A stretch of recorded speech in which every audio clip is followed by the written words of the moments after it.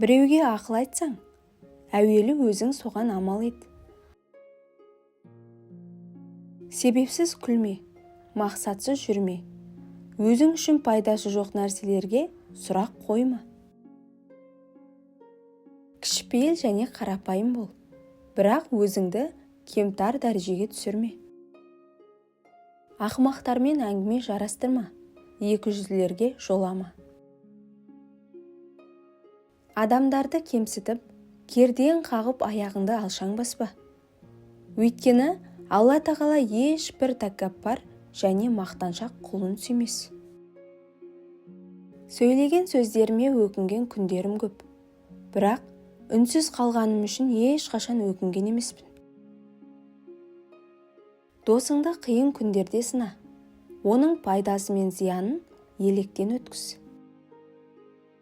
Дүние түпсіз терең теңіз. Онда не бір патша да, мүсәпір де өткен. Солай екен, сен өзіңе иманнан кеме жасап ал. Ақыретіңе зиян келтіретін дәрежеде дүниеге берілме, бірақ адамдарға жүк болатын дәрежеде дүниені ұмыт қалдырма. Байлығыңның мөлшерін дос пен дұшпанға білдірме. Ненің пайдалы, ненің пайдасыз екенін ұмытып, өз абыройыңды төкпе.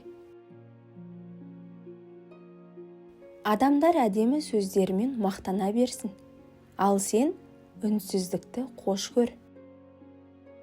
Барлық істе орташа жол тұт. Біреудің үйіне кіргеніңде көзің мен тіліңе ықтият бол. Өзіңе жақпаған нәрсені өзгеге де тең көрме. Саған ісі түскен кісіні үмітсіз қайтарма, ал наданнан жақсылық күтпе. Аз жеуге, аз сөйлеуге әдеттен.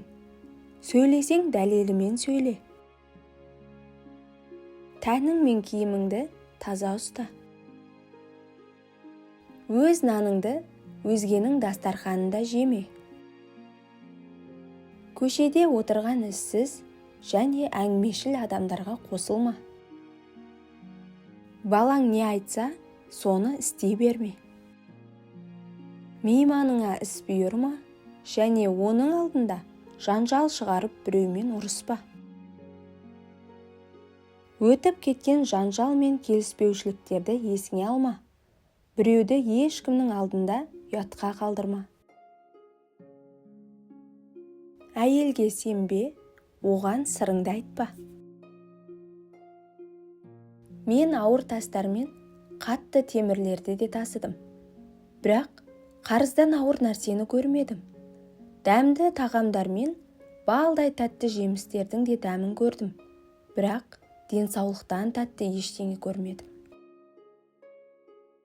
Үнсіздік көп адамның қолынан келмейтін даналық. Алған біліміңе амал етпей, одан да көпке ұмтылуың. Бір адамның бір құшақ отын жинап, оны көтере алмайтынын біле тұра, одан тағы да ашкөздікпен отын тергендей болмақ. Ақылды болсаң, отбасында өзіңді баладай ұста, ал өзгелер арасында үлкен адам екеніңді көрсет. Шынында сөздің салмағы тастан да қатты, пышақтан да өткір. Шынында адамның жүрегі топырақ секілді. Оған жақсы сөз бен жылулық керек. Жаман сөз жүректі жаралап, адамды терең тұңғиыққа сүңгітіп жібереді. Лұқман Хәкімге сен қалай мұндай даналыққа қол жеткіздің деп сұрақ қойыпты. Сонда ол, үнсіздік сақтап, маған қатысы жоқ нәрсеге араласқан жоқпын депті. Қарыздан аулақ болыңыз. Бұл сіздер үшін күндіз кемсіту болса, түнде ауыр оймен ұйқысыздыққа апарады. Адасып жүрген болсаңыз, білгеннен көмек сұраңыз. Адамдардың сөзінен қорқып, өзіңізді тура жолдамын деп алдамаңыз. Өзгелерді таңғалдырып, ақымақтармен бәсекелесуге бола білім алмаңыз. Жаратқаннан еш нәрсе жасыра алмайтыныңызды ойлаңыз. Қошқар мен қасқыр дос бола алмайтыны секілді, ақымақтармен достасам деп әуреге түспеңіз. Жақсы адамдарды кездестіріп қалсаңыз, одан өзіңізді бір саты төмен ұстап, мәміле қылыңыз. Ал ақымақтарға сенікі дұрыс дей салыңыз. Балаң есейіп, одан жақсылық көргің келсе, кішісінде оған бар мейіріміңді бер. Баланы орнымен жазалау, жаңбырдың жерге деген қажеттілігі секілді. Сапарға шықсаңыз, түн ортасында емес, таңға таман жол алыңыз. Тым қатты ойға беріліп, қайғыға бата бермеңіз. Алланың берген нығметтеріне қуана біліңіз. Сонда тыныш әрі жақсы өмір сүресіз. Тек Алладан сұрап, оған ғана үміт артыңыз.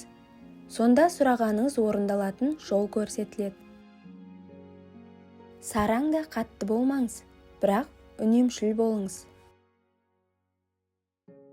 Екі нәрсені ұмытып жіберіңіз. Біреуге істеген жақсылығыңызды, біреудің сізге істеген жамандығын. Құрметті оқырман, арнаға жазылуды ұмытпаңыз. Және де пікір бөліміне өз ойыңызды жаза кетіңіз.